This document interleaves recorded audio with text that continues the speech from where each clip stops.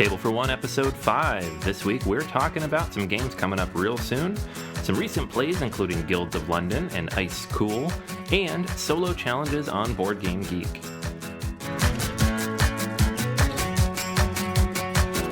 Hey guys, welcome back to Table for One. This is Episode 5, Anthony here, and this week I wanted to talk about, well, really, there's just a lot of stuff coming. I haven't played a ton recently, at least solo at the table.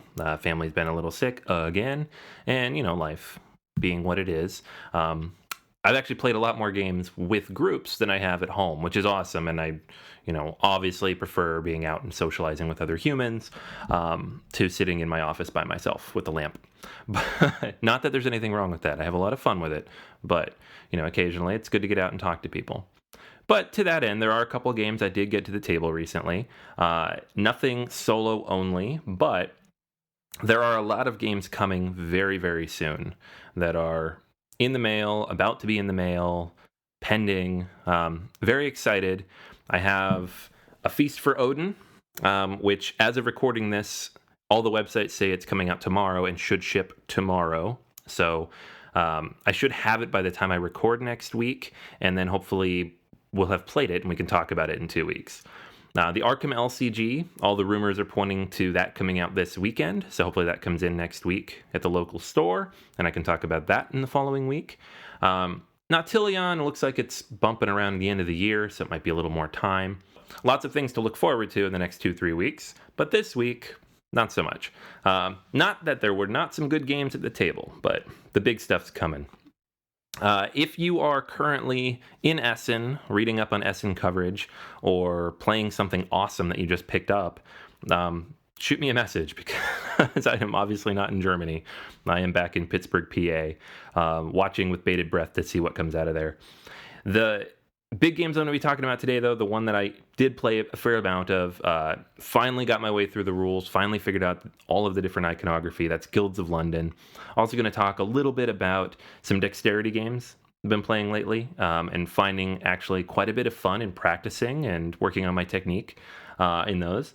And then finally wanted to talk about solo challenges on BGG, kind of inserting the social aspect into solo gaming that can sometimes feel lacking or missing, and how Board Game Geek and Facebook and groups like that could really make it that much better. All right, so let's dive in and start taking a look at some games. So the first game I wanted to talk about this week, really the big one that I've been playing a lot, is Guilds of London. This is the Tasty Minstrel release that came out at Origins and then at Gen Con in bigger release, designed by Tony Boydell. It is a very interesting game, and I can't really do the game as a whole justice on the solo podcast because the solo version and the 2-player version are very, very different from the core 3 to 4-player version. So if you're interested in the multiplayer aspect, I encourage you to go to BoardGamersAnonymous.com. I've written up a full review of that side of the game, and then I figured I would talk about the solo mode, which is basically the same as a 2-player version, with a little bit of AI thrown in here on the podcast. So 2 different reviews. They are actually going to be a little bit different, just a heads up in terms of what my perspective is on the game. But Guilds of London, in a nutshell, what you have is, I think there are 40 different guild tiles and 5 different special tiles that you will randomly place in a tableau.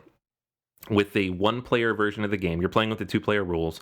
So what you'll do is you'll set up a 5x5 tableau at the start of the game. You'll never add any more tiles to it. So you're only going to use 24 of the 45 tiles that are available to start the game. And then everything else kind of gets set aside. So lots of variability on that side. Each of these tiles corresponds to one of 5 different guild types. And each of them has a special bonus you get if you complete that guild. You complete the guild by putting enough of your liverymen on there to reach a certain limit that's printed on the guild. The game is interesting, the solo version especially, in that there are only 10 rounds. The full 3 to 4-player version has 15 rounds. The 2-player version has 16 rounds. The 1-player version has 10 rounds. So keeping all the rules straight is a little tricky. And keep in mind, too, this is a variant. It doesn't come in the box, but it is an official variant. So this was produced by Boydell, and he worked with Ricky Royal, who you guys probably know from YouTube. He does a lot of solo videos and playthroughs, and they made official solo rules. So my expectation is if they do a second printing of this game, hopefully the solo rules are included in the box because they are official and they've been play tested and they're pretty smooth. You can print out a nice little copy, staple it together. I did, throw it in the box. So the interesting thing about the solo version of the game is that you're only going to score tiles every 2 rounds, which is the same as a 2-player game, and you're only going to do the growth phase, which is the plantation tile, every 4th round, also the same as a 2-player game, but it ends after 10 rounds, which is pretty quick.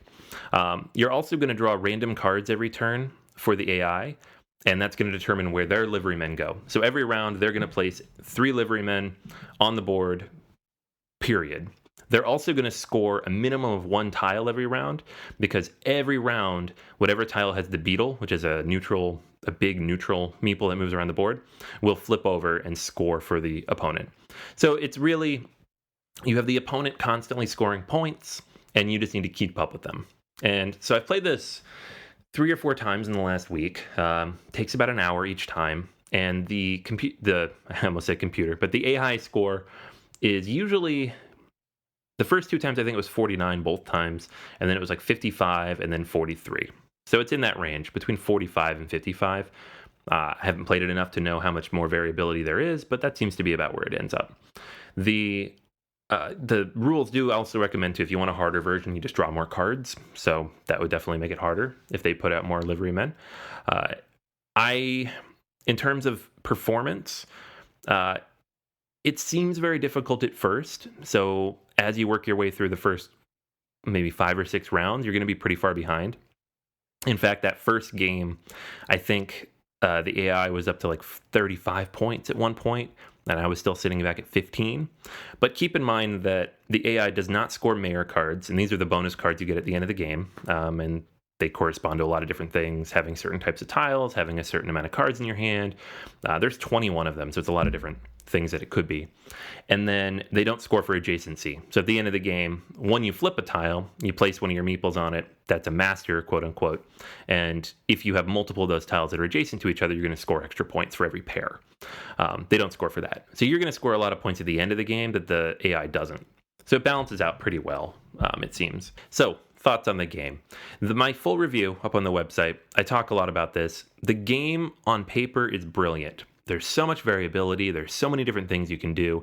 It's a lot of fun making these patterns work together. There's so many different combos you can do. If you put your liverymen out in the right order, in the right place, you can really combo them together to get a lot of points.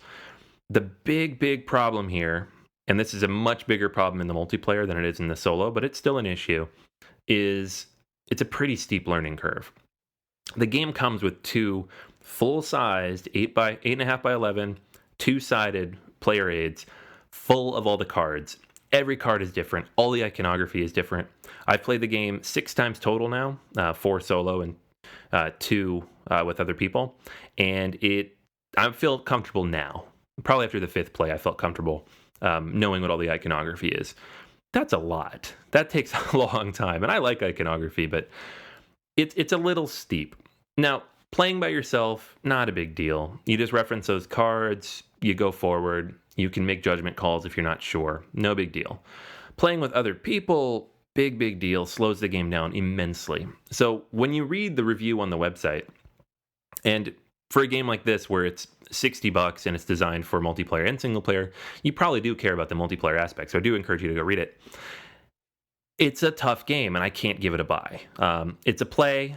It's a light play. I mean, you should definitely play it, and if you like it, pick it up. But I would not recommend purchasing it if you like to make sure your games get out to multiplayer. Now, if you're only interested in this for solo play, let's rewind a little bit, because it's really good. The game is smooth. It works very quickly. The scoring is tight. You're never really sure where you're going to end up in comparison to the AI. I'd say I'm winning. I mean, I've played the 4 times now. I won 2, I lost 2. So a good percentage. And there are ways to make the game harder. Now, it's not a high score race. You're trying to beat an artificial score. So there is that aspect to it, which I really like, that kind of automa aspect to the game. And it's very simple. You don't have to keep track of 40 different things on the board like you would in a game like Scythe. You flip cards, you move their meeples, that's it. Only 10 rounds. Once you know the iconography, you can whip through this in about 30 minutes. The other night I played through twice in about an hour and 15. So it's got that going for it too. Table space, it don't need a ton because you're only going to have 25 tiles out, and you know exactly how much space you need to start. In the multiplayer, you're building on the board, so you never really know when you're going to be done. So yeah, if you are interested in mid to heavy Euros, let's say mid, and like the iconography, like the variability, and are interested in kind of this worker management placement combo, everything I've described, because when I read this, I was very excited about the game, picked it up right away. It's very good solo, and I think that makes it worth it. If you have a group of people who are willing to sit with you and learn games, also makes it worth it. If you think you're going to play it more often with outside players, 3 to 4 players, than you would alone, then go check out the other review. It's really tough to recommend. So it's a buy solo, tentatively, because it is expensive. It's a light play multiplayer. It's a weird one in between, but it is a very good game. Regardless of all that, it's worth getting over that curve. All right, so like I said, I did not get a ton of games to the table this week, but one thing I have been doing a lot of, and this started because I was playing with my son, is pulling out dexterity games and kind of just using them to practice or flick around. I find it a good mental cleanser when I'm working and just need to clear my mind a little bit. The one thing I love about board games is that it's good downtime, but it's also, emotionally invested downtime. I'm thinking, I'm learning, I'm doing things, but sometimes I just don't want to think anymore, but I also don't want to stare at a screen anymore. And what I'm finding is that games like Ice Cool, which is one of my favorite dexterity games of the last year, or Junk Art, which I just picked up recently, or Flick 'em Up or Rampage, maybe more Flick 'em Up than Rampage. But these games where you can kind of just sit down and flick things around and practice and work on your technique with the little pieces, that's a lot of fun. Now, do I have a solo variant for these games? Not really. I feel like Junk Art would be pretty easy to put a solo version together for. Just challenge yourself. So probably there's one on BGG already. You guys are just going to email me about. Flick 'em Up. I'm not sure on that one either. But the point is, as a solo gamer, one of the reasons I play games by myself at home is because I want to have the same experience. I want to play something tactile. I want to unplug from a screen for a little bit, but I also want to work my brain and, have fun.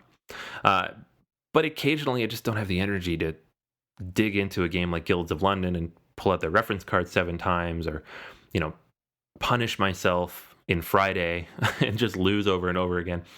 It's not always fun. Like if you're really tired, especially with 2 small children, sometimes I'm just like, I can't do this right now. So having Ice Cool, flicking it around, and it's very entertaining for my wife, who loves to come in and just periodically snicker that I'm flicking around little penguins, and I'm okay with that. It's just a fun way to unwind, and I can't say that I can review either of these games, but it is something I wanted to put out there. Is if you find some nights that you just can't get into it, or that you're forcing yourself to play a game that you really don't have the energy for, because you're trying to get through a campaign or just get to the next set. I've been down that road with Lord of the Rings LCG, for example, where I'm just like, I just need to get to the next adventure pack. I just got to do it. Consider pulling one of these out, if you have any. They are a lot of fun. It's quick, it's easy, it's light. This is a secondary standby, I think, for me when I don't really want to play an app game, but I don't feel like setting up a heavy card game. So that's dexterity games. My 2 favorites right now being Ice Cool and Flick 'em Up, with Junk Art a close third. Haven't worked through all the different possible game modes there, so I think there's probably a lot more depth there that I'm going to dive into. All right, so the last thing I want to talk about this week is solo challenges. This is something pretty cool I came across maybe a year ago or so, and the reason why is, first off, probably the most active guild on Board Game Geek is the one-player guild. So if you haven't been in there already, definitely check it out. There's a lot of great stuff going on there. A lot of people talking about different solo games, different challenges. They have their own Secret Santa. Just tons and tons and tons of information. And the reason for that is multiple-fold. First off, people don't play solo games because they're loners. They usually play them because they have kids, or they work a lot, or they live in a rural area and they don't have a lot of people nearby they can play with. It happens. That's what happened to me. I got into board games very socially. I have 2 children now. Very hard to get out. Maybe once a week. Another reason people really get into solo games is because they want to unplug. They want to do something alone to relax and unwind, but they don't necessarily want to be playing a video game or watching TV all the time. Also me, and probably a lot of you. But that doesn't mean you don't want to interact with and share your hobbies with other people. You want to share all the cool stuff you found. You want to have fun. You want to try new things. And what I'm finding is Board Game Geek and Facebook are fantastic ways to do that. They allow you to not only interact with other people who are, maybe new to it and looking for games to play, or have been doing it forever and have a lot of insights on the different types of games out there, but it allows you to find solo variants for just about everything. So if there's a multiplayer game you really, really, really like, you can probably find a solo variant for it and make it work. It allows you to compare notes. So if you're unsure on a rule, when you're playing by yourself, there's no one to ask. So hop on the forums, you ask somebody. Often the solo rules for a game are not as fleshed out as the full multiplayer, so it's not always clear what you're supposed to do. And then finally, you can challenge each other. And this is like the part that I really love. So there is a geek list full of these challenges, and then people post them on their own lists or in their own forums. And usually what it is you have 2 to 4 weeks, and the poster will outline a specific set of challenges you need to complete. So one of the ones I'm working on right now is Suburbia 5-star. And this is a challenge for, I don't have the rules right in front of me, but it was very specific, the way it needed to be set up, and then what the rules, how many points you needed to get, and then how you were going to score out your points based on the solo rules in the Suburbia book. It's one of my favorite games. I do love the solo variant. I have all the stuff for it. I just don't play it very often, but this really helped me bring it out. I talked a couple weeks ago about Paperback, how that's one of my favorite solo card games. This is how I figured out that they even had a solo variant. I've owned this game for a while. I didn't realize it had a solo variant until I found one of these challenges. I very recently came across a Seven Wonders Duel variant and a challenge for that. And I've played that game solo before, just playing both sides. But a variant where it's actually solo rules, awesome. And some of these are really good. So this is it's something fun to do. It's fun to sit down. You get to take pictures. You get to share your scores. You get to kind of build a story of what happened and how you probably lost or maybe overcame and won. Paperback was really fun, especially because everybody was sharing their biggest word, and you could see like what people were able to put together.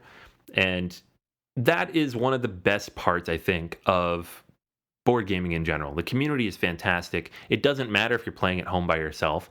Other people are out there who are also playing at home by themselves and want to talk about it. So this is something I strongly encourage you to do if you are home right now listening to this, or if you're commuting, and if you play solo board games because you have small children, don't get a lot of free time, or just don't get to go out very much. This is a great way to socialize and interact with people and build community in a way that is very akin to, standard board games and the way people play, everything that's multiplayer. So I strongly encourage you to check it out. I will put links to both the geek list with all the challenges on it and the solo board gaming Facebook group, which is another fantastic resource that a lot of people will come together and discuss games, share photos, talk about new stuff they've gotten out, challenges that they've come across, high scores that they got, or just getting stuck and wanting help getting unstuck. So definitely check those out. I think you'll really enjoy them. And it really just makes it a lot more fun. All right, guys. So that is everything for Table for One, episode 5. A little bit shorter of an episode this week. I think in the next 2-3 weeks, we're going to have a lot more stuff to talk about. So stay tuned for that. Until next week, that is everything for this week. Make sure you check us out on BoardGamersAnonymous.com. We have all of our reviews up there, as well as these episodes. Stop on by our guild, 1735 on Board Game Geek. And make sure, please, my humblest pleases here, stop on by iTunes. If you're listening to this on your phone, especially, hop in there right now. If you're not using an Apple device, which I know more than half of you are not. We're also on the Google Play Store. We're also on Stitcher. We're also on probably a bunch of other stuff. I'll put it in the show notes. But stop in there and rate us. It helps a lot. It gets it out there to people, and we can share just how many people are out there solo gaming. I've been surprised, really have been surprised thus far, how many people are listening and commenting and responding, and it's been really fun. So definitely do that. Reach out. I'd love to hear your feedback. And until next week, that is everything for me, and I will save you a seat at this table for one.